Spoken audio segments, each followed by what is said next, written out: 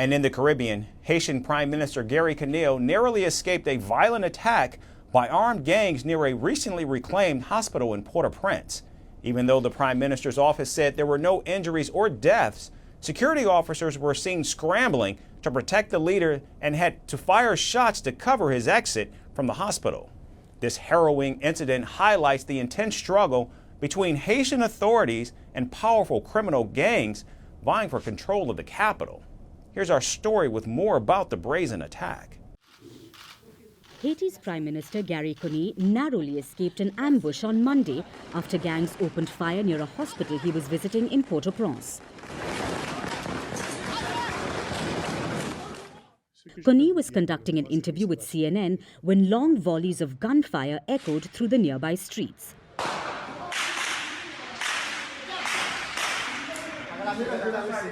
Remarkably, Conille continued the interview unperturbed, highlighting the grim normalcy of such violence in the capital. Then, after the interview, as the Prime Minister prepared to leave, the gunfire intensified. The Prime Minister and his entourage were quickly ushered into cars, with security forces providing cover to the fire. Police officers ran for safety amid the hail of bullets. According to a joint statement from the Haitian National Police and the Multinational Security Support Force, there were no confirmed injuries and the Prime Minister safely returned to his office. Criminal gangs still control roughly 80% of the capital city, turning daily life into a perilous endeavor for its residents and officials alike. The turmoil started to erupt after the President Jovenel Moïse was assassinated in 2021. But the situation exceptionally intensified this year in February when gangs started attacking critical infrastructure in the capital, including Port-au-Prince International Airport and Seaport. This plunged millions into acute food insecurity, with many facing starvation. This is the way we live, sitting here every day. There is no food unless an organization sends us something to eat. After that, there isn't anything else. They gave us some soap and toothpaste to brush our teeth and kits with other things. Then we can wash our clothes with this soap. This is life without work or trade. The most urgent matter with children in camps is that when these children move with their families to a camp, it's because they have problems with healthy nutrition, and our role is to help them to develop. Considering the severity of the situation, the Kenyan-led security mission, which is part of an international effort to stabilize Haiti, began deploying troops to Port-au-Prince in late June. The mission's goal is to bolster the beleaguered Haitian police force in its fight against the gangs. And the hospital's reclamation is seen as a tentative first step towards re-establishing state control in the city. When the Haitian Prime Minister toured the hospital in early July, he said hospitals should not be a war zone. The tour also showed the damage and debris left by the gangs in the medical facility. In recent months, gangs have destroyed and looted several institutions in the country, keeping the health system in crisis. It's really important for us to regain control of our hospital. In every country in the world, hospitals are not war zones, they're not conflict zones, and they're not confrontation zones either.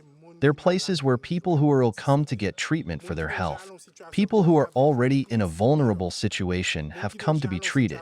It should not be a war zone, and we will not accept that. The interim government, led by Conille, has pledged to restore order and prepare the country for new elections. However, the road to stability is fraught with challenges. Conille, who previously served as Prime Minister from 2011 to 2012 under President Michel Martelly, stepped into the role after his predecessor, Ariel Henry, resigned in March.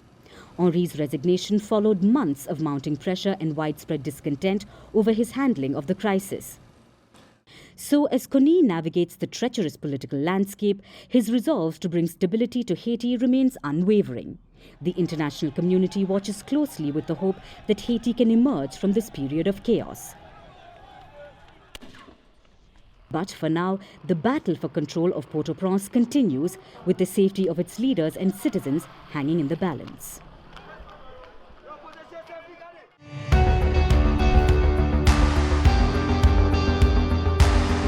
Across continents, one powerful news source. Bringing you diverse perspectives on the issues that matter.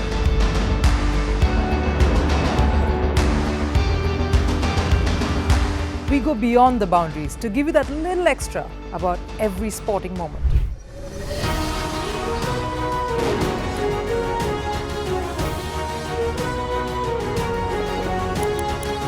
So thank you for making Firstpost 5 million strong. We're counting on your support, and you can trust us to bring you the news unfiltered and unvarnished.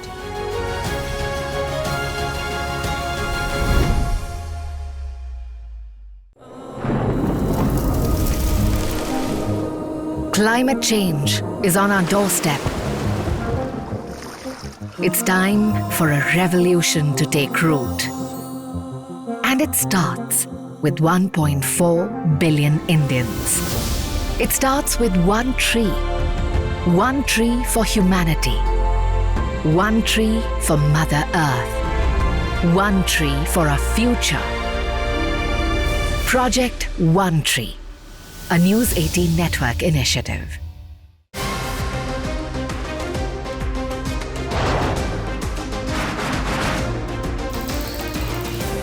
On the show today, the T20 World Cup bandwagon has moved across to the West Indies. What can you expect from this? Hello, I'm Alison Green, coming to you from Durban, South Africa. Today we have a special show. We'll start with a report on India's shifting nuclear posture. For the first time since India officially became a nuclear power. Hello and welcome to Firstpost America. I'm Eric Ham, coming to you live from the nation's capital,